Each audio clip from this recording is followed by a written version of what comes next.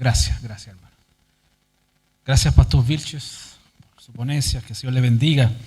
Tengo particularmente varias preguntas, pero vamos a tener un tiempo de conversación con todos los hermanos, tanto los hermanos que exponieron como aquellos que van a exponer. Así también pueden ellos dar su opinión, su experiencia en cada una de las áreas que se va a tratar acá. Y no sé si voy a polemizar desde ya, pero el pastor Vilches nos hablaba el tema de la experiencia que su iglesia tuvo, ¿no? En ese proceso de más bien revitalización que experimentó, y apuntaba a un cambio de que el pastor que vino, que finalmente hizo el trabajo de revitalización, usted hacía mención de que él se dedicó a tiempo completo, ¿cierto? Entonces, ¿usted cree que ese es el ideal del ministerio en sí, o se aplica a, por ejemplo, a la revitalización en sí, o a la plantación que deba ser, o mejor sería si fuera un pastor a tiempo completo? Ya hace unos 4 o 5 años atrás, de los 21 que tengo de ministerio. Por lo tanto, conozco un poco, muy de cerca, lo que es la experiencia de trabajar en forma biocupacional, y ocupo la palabra biocupacional y no bivocacional con propósito, porque creo que es diferente. Y una de las razones por las que finalmente le doy gracias al Señor de haberme podido dedicar a tiempo completo es porque uno, si tiene un llamado, y eso es una vocación, debe enfocarlo en aquello a que ha sido llamado a ejercer. Yo dificulto que haya una persona que tenga un llamado de Dios a ser pastor y ser agente de un banco, o llamado a ser pastor y a ser comerciante. No estoy diciendo que no pueda tener dos ocupaciones, pero su llamado probablemente tiene que ser uno solo. El apóstol Pablo, por ejemplo, creo que en el libro de los Hechos, cuando está con Pablo y con Aquila y Priscila, él dice que se dedicó a trabajar con ellos porque tenían el mismo oficio. Pero en el mismo pasaje, creo que está esto en el capítulo 9 del libro de los Hechos, no estoy bien seguro, pero en el mismo pasaje, 2 versículos más abajo, dice que cuando llegó Timoteo con otros hermanos, Pablo estaba dedicado por entero al Evangelio. No dice que dejó de hacer carpas, ¿sí? Pero está muy claro cuál era su llamado. Su vocación era una sola. Y eso lo iba a hacer, probablemente, yo me lo imagino en el taller, con una lesna en la mano, cosiendo telas, y con un grupo de discípulos alrededor escuchándolo. Él no iba a detenerse en aquello para lo cual estaba llamado. Por lo tanto, creo que la principal y más grande dedicación del que es llamado al Evangelio a ser líder en ese proceso es aquello para lo que el Señor lo llamó. Sin embargo, también hay casos en los que pastores han tenido que tener 2 ocupaciones, y no puedo desconocer que eso es una realidad y que Dios ha usado vidas poderosamente en esa misma forma también. Pero ese es el punto. Si Él tiene un llamado, tiene que cumplir su llamado. Y ciertamente la experiencia que la iglesia ha tenido desde que tiene pastores a tiempo completo ha sido un despegar que antes no habíamos tenido. Gracias. Entonces, claramente, usted habla de una vocación solamente, única, pero que claramente en algunos casos hay ocupaciones distintas. No sé si algún otro hermano quisiera comentar algo de su experiencia o también de su opinión respecto al tema. Sí, Jonathan. Hola, no sé si se escucha. ¿Sí? Allá.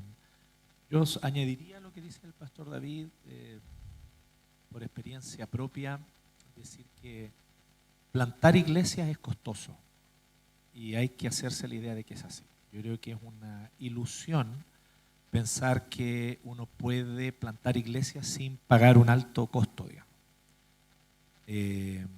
Y quiero que se entienda bien lo que estoy diciendo, porque no me refiero necesariamente al costo monetario, sino en todo aspecto.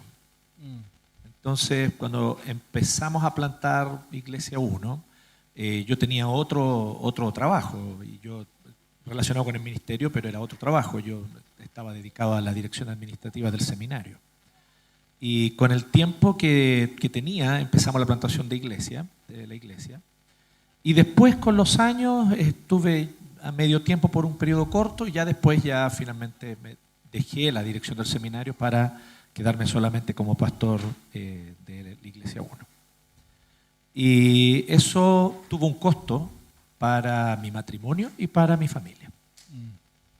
Entonces, si nosotros no vamos a pagar al plantador para que esté a tiempo completo dedicado a la plantación, ese costo se va a pagar por otro lado.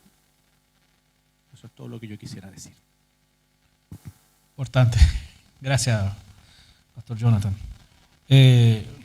Quisiera ahondar un poquito en el tema de que la plantación termina siendo para la iglesia que planta un proceso de revitalización. Y el pastor David nos comentaba de la realidad de su iglesia antes de empezar este proceso y de osar plantar a otras iglesias. Entonces, yo también he escuchado líderes diciendo que la mejor manera de revitalizar tu iglesia es plantar iglesias. Si tú tienes una iglesia que está disminuida, que desmotivada, desafíala a plantar iglesias. Y ese proceso la va a terminar revitalizando, como decía el pastor. Mi pregunta es, ¿cómo en un grupo que está viviendo cierta apatía, desmotivada, podemos engendrar este anhelo de ver más allá y de finalmente ir y osar plantar? ¿Cómo crear eso si la iglesia está recogida, mirándose más a sí misma? Sí, Pastor David, después los hermanos, si quieren, por favor, tienen la libertad de comentarlo. Yo creo que el testimonio de otros hermanos, el exponer a las personas a la experiencia y el testimonio de otros que van antes que nosotros, es fundamental. Por lo mismo que desde que yo he ido a las conferencias de plantación de iglesias en Campinas, he motivado e insistido a otros hermanos a ir también. El vivir la experiencia, escuchar los testimonios, conocer a otras personas es altamente motivador. Descubrir que no es solo teoría, sino que en la práctica la iglesia ha comprobado que la provisión del Señor y sus promesas son verdaderas. Y cuando eso comienza a ocurrir, la gente se adhiere con más facilidad a estos sueños que pueden sonar muchas veces una locura. Y luego, cuando la propia iglesia experimenta el fruto de ese trabajo, eso ejerce un feedback positivo también que motiva a las siguientes generaciones.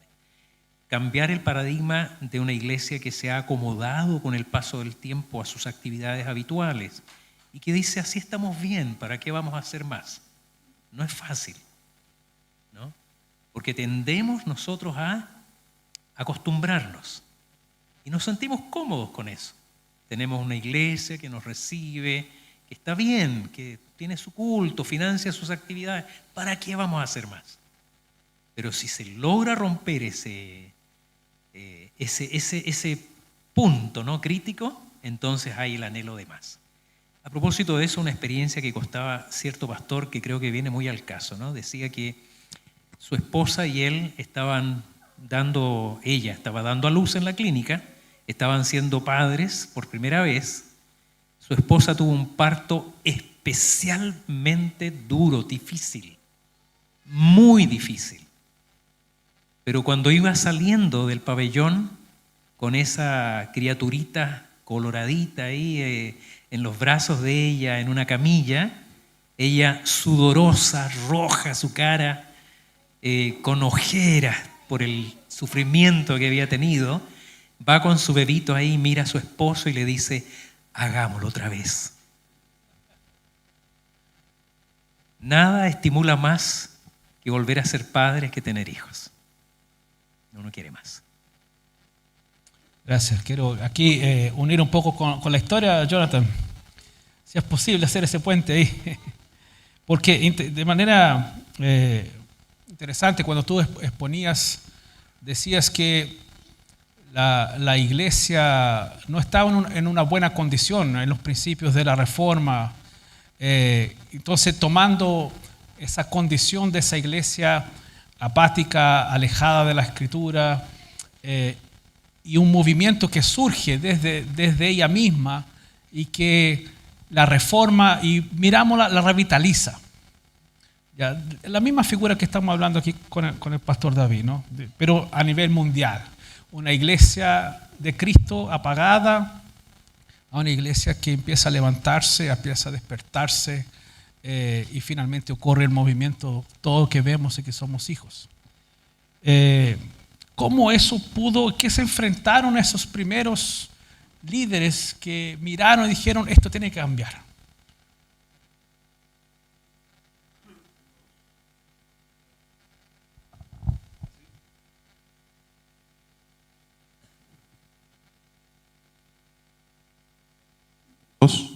Ahí sí.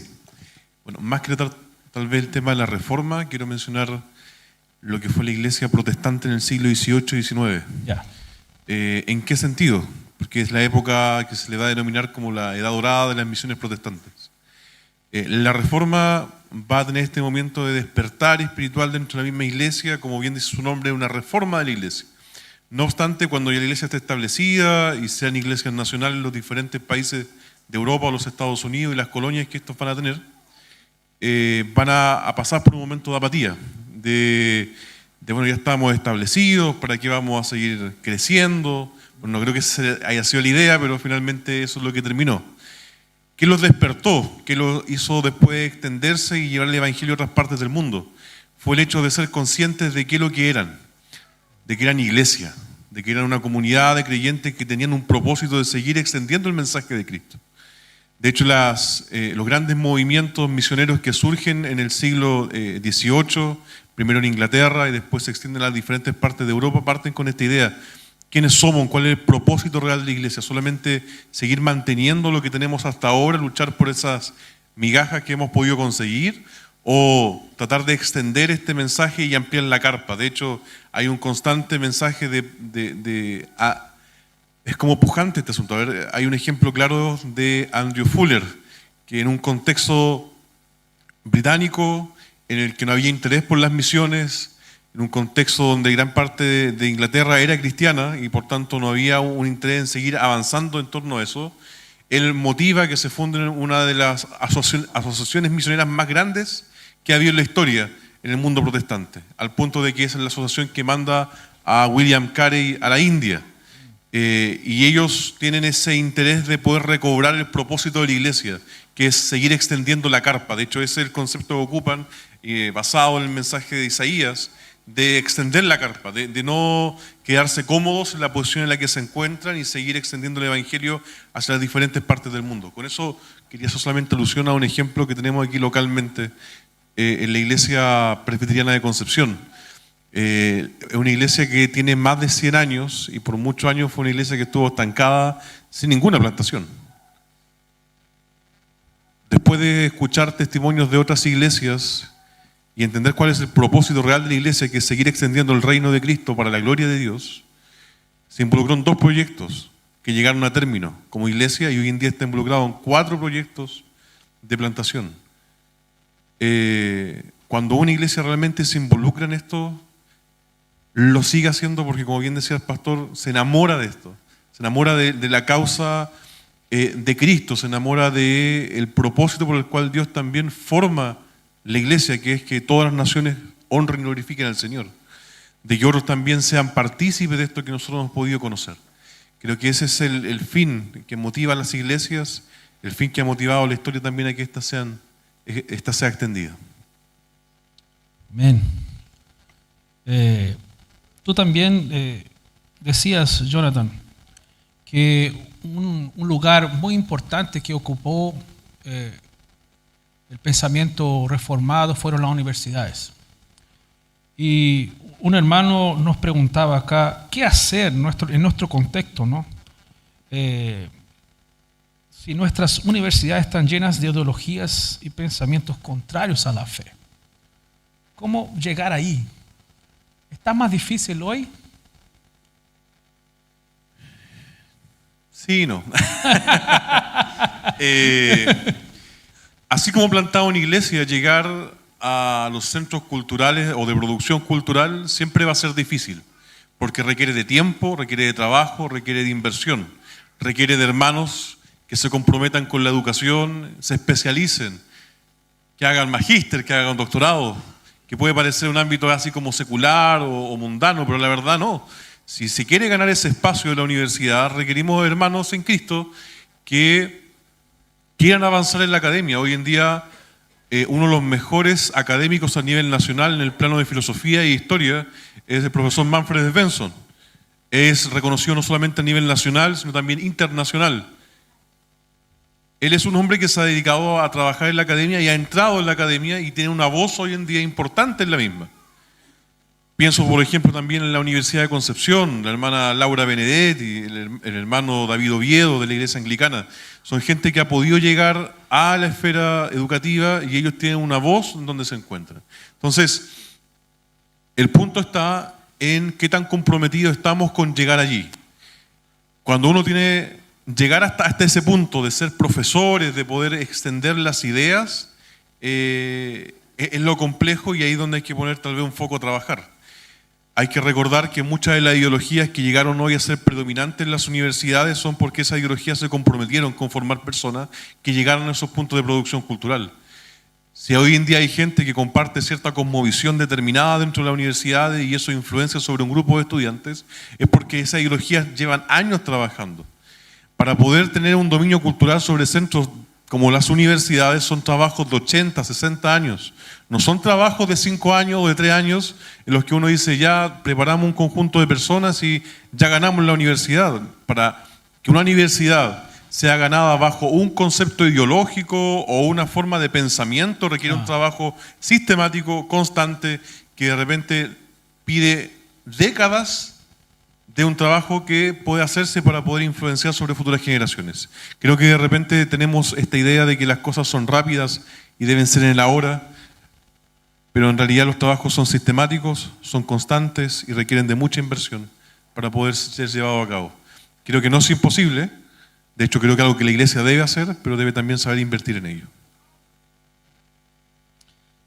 Gracias. Es todo un tema eso, ¿no? Yo pensaba aquí mientras tú hablabas, porque si queremos mover el pensar de la sociedad, de la cultura, tú decías, Jonathan, que eso parte de estos centros culturales de formación finalmente, ¿no? Pero dice, y los influencers, ¿no? Y youtubers. Pero de alguna manera ellos están conectados a ese movimiento que está haciendo o que fue sembrado años y años. ¿Tú crees eso o es posible? Porque, bueno, yo no soy profesor, no seré profesor de la universidad. ¿Qué puedo hacer para contribuir en eso? En esa formación, en esa influencia, en mi entorno. ¿Podré influir sobre el centro de apoderados? ¿O en el curso de mi hijo? ¿Va por ahí también? Bueno, ahí estaríamos hablando en este caso de colegios más primarios, secundarios. Creo que ahí la influencia directa es poder invertir en la formación de colegios. Creo que es algo que nuestros padres protestantes lo hicieron con bastante ahínco y creo que da una formación sólida desde el inicio es muy importante. No obstante, en el caso universitario creo que una forma de hoy en día y en un plano tal vez a corto plazo de poder invertir es el de participar en la formación de grupos estudiantiles. Hay varios grupos que actualmente se dedican a poder extender el evangelio dentro de la universidad. Se me viene a la mente GBU, Vida Estudiantil, Cruz, entre otros, que trabajan activamente en llegar con el evangelio a grupos universitarios, no solamente entre estudiantes, sino también entre profesores. Entonces, Ahí hay puntos relevantes de conexión de los cuales nosotros podemos tomar. CRU, Vía Estudiantil, GBU, trabajan de manera interdenominacional. Ellos siempre están pidiendo que iglesias puedan cooperarle en este trabajo de llegar con el Evangelio a esos centros de producción cultural. Creo que tal vez es una forma de llegar tal vez un poco más rápido a atender esa necesidad.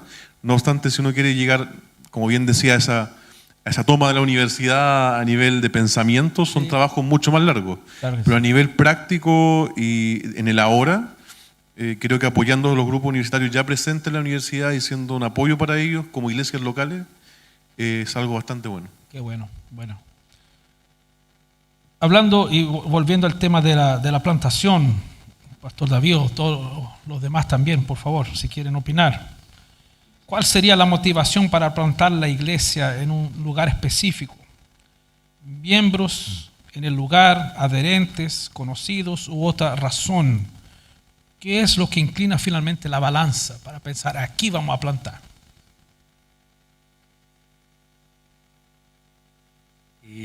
Yo diría que esto es una combinación de la dependencia del Espíritu y una revisión cuidadosa también del contexto en el que la iglesia se desarrolla y se desenvuelve.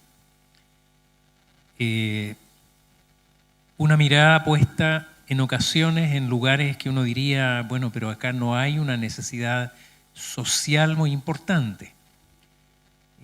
La iglesia que plantó en Campinas el pastor Ricardo Agreste comienza, él lo comentaba hace poco, de una manera casi accidental porque él es invitado a dar clases en el seminario do Sul. Sí. Él nunca pensó en plantar una iglesia ahí, pero estando en el lugar, conociendo esa situación de un contexto incluso donde está puesta esa iglesia que es económicamente alto, con gente con recursos financieros, formación académica, industriales, profesionales, políticos, él entiende que es interesante plantar una iglesia ahí, ya mirando en las proyecciones futuras. Y esa es una iglesia que no solo ha crecido en el lugar, sino que ha contribuido a plantar, yo diría, ya cientos de iglesias en otras partes de Brasil y del mundo. Entonces, no necesariamente es por una necesidad local, sino que también guiados por el Espíritu Santo. Los hermanos que iban a Antioquía, cuando llegan ahí, uno tiene la impresión de que llevaban una orden de partido, ¿no? Solo a los judíos. Claro. Y lo dice el libro de los Hechos. Iban predicando el Evangelio solo a los judíos. Pero en Antioquía, unos desobedientes le predican también a los griegos. Y lo que ocurre ahí es extraordinario. Entonces es obra del Espíritu. Yo creo que es orar y depender de la dirección del Señor. Gracias, pastor. Y en la misma línea,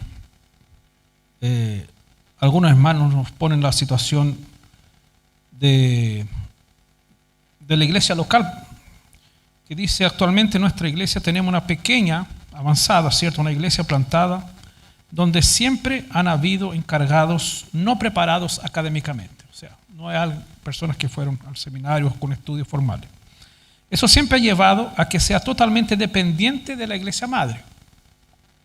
Y ha llevado a que no se realicen servicios el día domingo, solo los jueves y sábados, porque dependen de la iglesia madre. La mayoría de los hermanos son de tercera edad y actualmente no hay un presbítero docente en ella, ni a tiempo parcial ni a tiempo completo. Eso ha llevado a que la iglesia no pueda organizarse totalmente considerando sus necesidades de manera más específica.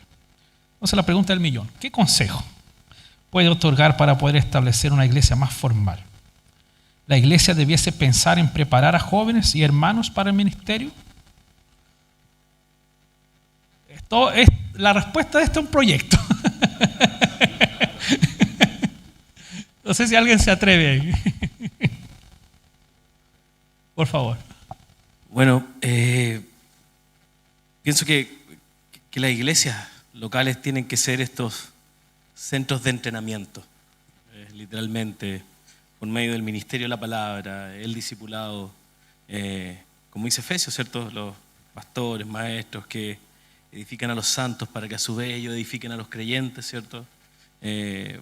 Muchas veces, justamente cuando uno empieza a ver esto, a veces esta dificultad, y no lo sé cuál es el conflicto en esta iglesia que hace la pregunta, ¿eh? No estoy hablando desde ahí, pero generalmente es que se han abandonado estas rutas del ministerio de la palabra. A veces el evangelio no es central, mucho menos hay discipulado, por ende no es un discipulado bíblico centrado en el evangelio, y empezamos a carecer de este, porque Dios literalmente le dio una sola forma de crecimiento a la iglesia, y es por medio de la palabra del Señor en el entorno de la comunidad local del discipulado.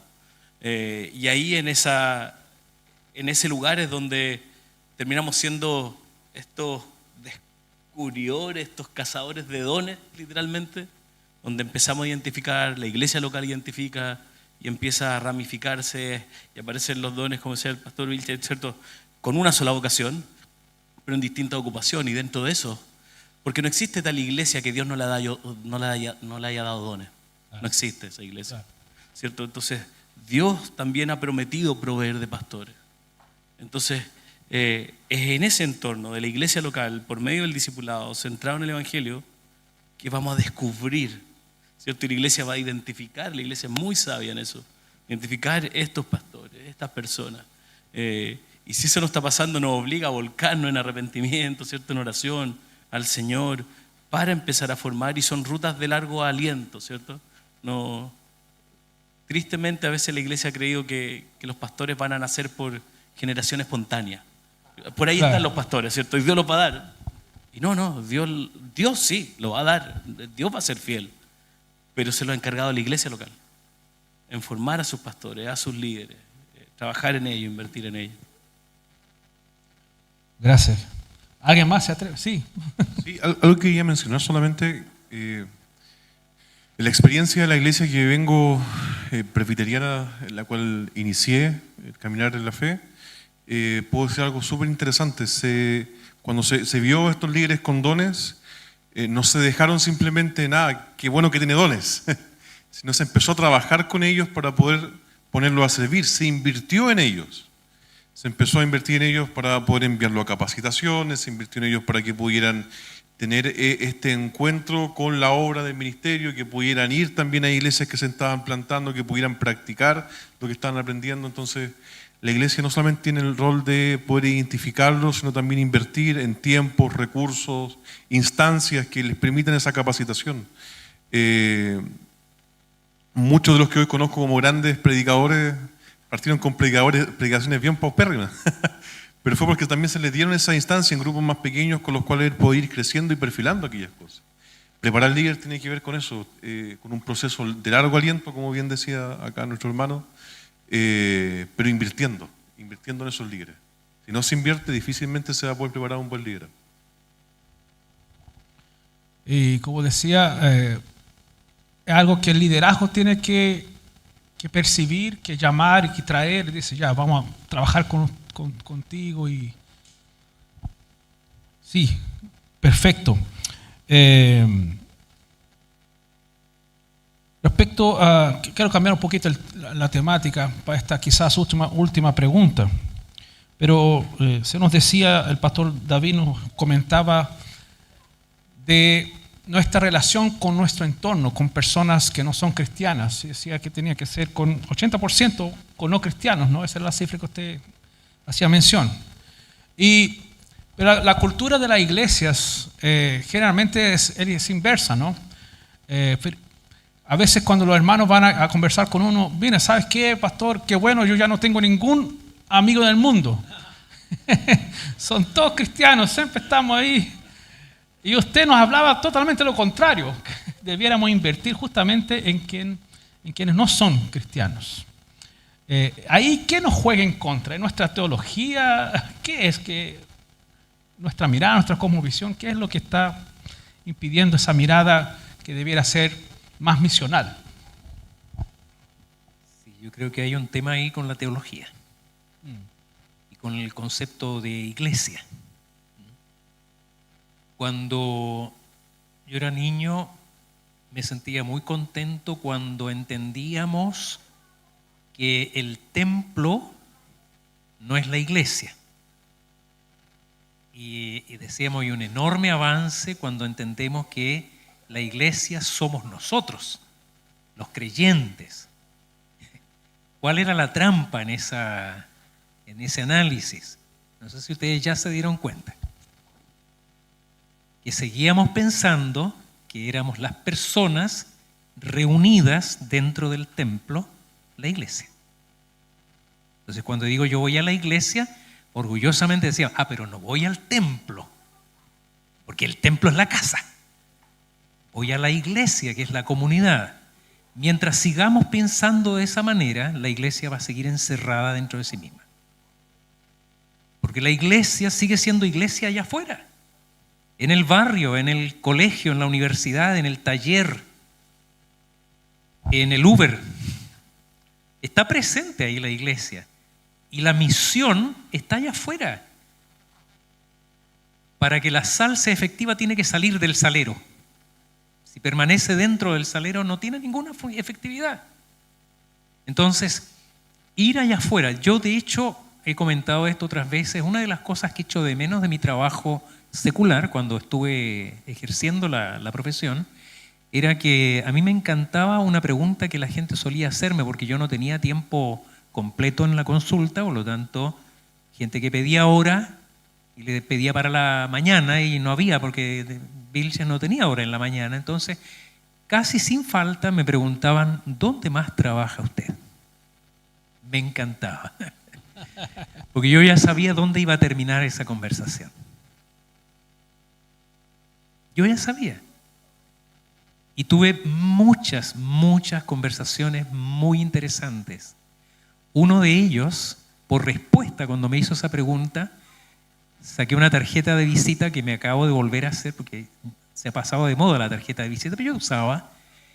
Le paso mi tarjeta por respuesta y le digo yo, a eso me dedico. Nunca me voy a olvidar. Tomó la tarjeta en silencio un buen rato y luego me miró y me dijo, tú no me vas a creer.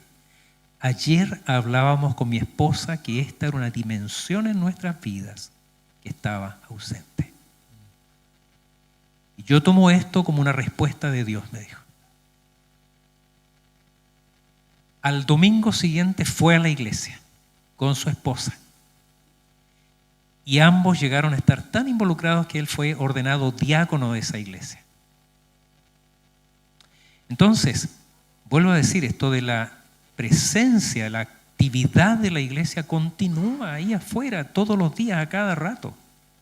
Mientras eso no sea así, me ha tocado infelizmente conocer testimonios de personas que son verdaderamente anónimas en el mundo secular. Anónimas. Gente que lleva toda una vida en la iglesia y sus amigos no lo saben. Sus amigos no saben que es cristiano. Eso es increíble. La iglesia está allí, afuera. Y ahí debe estar. Solamente con esto termino. Pensé en algún momento ponerlo dentro de la presentación, pero conocí el testimonio de un misionero, no es misionero, es miembro de una fundación que se llama Grano de Mostaza. No sé si ustedes la han oído mencionar. Brian Buck. Él llega a iniciar una obra en un barrio negro. Él es muy rubio, blanco, alto, muy rubio, en una comunidad negra en los Estados Unidos. No lo pescaban ni en bajada. Al contrario, lo miraban con sospecha. Pensaba que era policía disfrazado. Le tenían temor, lo vigilaban, no les abrían sus puertas. ¿Saben lo que hizo? Agarró una escoba y se puso a barrer las veredas. Todos los días. Su casa, la de los vecinos, y barría. Todos los días barría las calles. Un día, de una de las ventanas, una mujer negra mayor, mirando por la ventana, lo queda mirando y le dice, hey, ¿cómo te llamas? Brian. Le dijo. Días después, parece que la señora era la que mandaba en el barrio, otros negritos comienzan a decir, Brian, hola. Empezaron a saber que tenía un nombre. Y él inicia un trabajo de acercamiento a esa comunidad con esa escoba, barriendo ahí. Finalmente le abrieron sus puertas. Bueno. Sí, Jonah. Solo añadir un pequeño aspecto interesante en esto, que bueno, yo sé que tú lo manejas mejor, que en lo que es la teología misional, ¿cierto? Que mirar la Escritura como una gran historia y entender la lógica de la Escritura como la gran historia de Dios. Efectivamente, el pueblo de Dios o iglesia tiene estas dos dimensiones, el pueblo reunido y el pueblo esparcido, pero siempre el pueblo de Dios. Reunido, esparcido, tiene misión y cumple su misión de ambas maneras, entonces hay que equilibrar ambas. El pueblo reunido, sin duda, para el culto, la adoración, el discipulado, el crecimiento, el fortalecimiento, la capacitación, pero después esparcido para salir al mundo, a servir, a amar, a evangelizar. Las dos dimensiones tienen que estar, y muchas veces en nuestras iglesias está desequilibrado, ¿no? Así es. Tenemos una dimensión del pueblo de Dios y la otra no la tenemos, digamos. Entonces, Sí, Lázaro. Sí, algo que agregar, y en esta reflexión sobre la plantación de iglesias, también muchas veces el tiempo que consume al plantador tiene que ver con que está haciendo cosas. De hecho, el pastor Vilche lo insinuó en su presentación, que asumimos que muchas veces plantar se ha transformado en replantar, en hacer todo lo que hacíamos en nuestra iglesia madre, y acá lo vamos a ejecutar, y consume el tiempo del plantador y no va a poder nunca dedicar un 80% a estar con el no creyente. Y aquí hay algo que, y quiero ser muy respetuoso con esto, pero terminamos a veces siendo infieles al llamado del Señor, porque a veces estamos siendo más diáconos que pastores, ¿cierto? Y hemos abandonado la oración y la palabra, además, ¿cierto?, del evangelismo, porque estamos preocupados de si la presentación del Data Show para el domingo va a estar lista, y como no tengo nadie que lo haga, lo tengo que hacer yo. Entonces eso ya me quitó una hora de estar con alguien. Y empezamos a hacer, y tiene que haber ministerio de música, y tiene que haber una banda tocando, y asumimos que hay tantas de esas cosas, y cuando no están, las empezamos a ejecutar nosotros. Por ende, no voy a tener tiempo ni de preparar un buen sermón para el domingo, ni de estar con aquellos que no conocen a Cristo. Escucha, importantísimo lo que dices tú. Es una tentación para nosotros líderes, porque uno muchas veces cede a una presión, sea de la tradición, de la denominación. Es que el pastor siempre hizo eso. Es que el pastor lo hace, ¿no? ¿Quién tiene que organizar el paseo? ¿Quién va en qué vehículo? El pastor lo hace. Ya, el PPT, no, el pastor, habla con el pastor. Y uno muchas veces cede a eso, ¿no? Para evitar conflictos. Hable conmigo nomás. Y uno va acumulando, y realmente termina siendo un diácono. No que sea malo ser diácono, obviamente, no, absolutamente, pero no es tu llamado. Sí. Lo que Pedro decía ahí, vamos a dedicarnos a esto. Muchas gracias, hermanos, por este tiempo. Vamos aquí concluyendo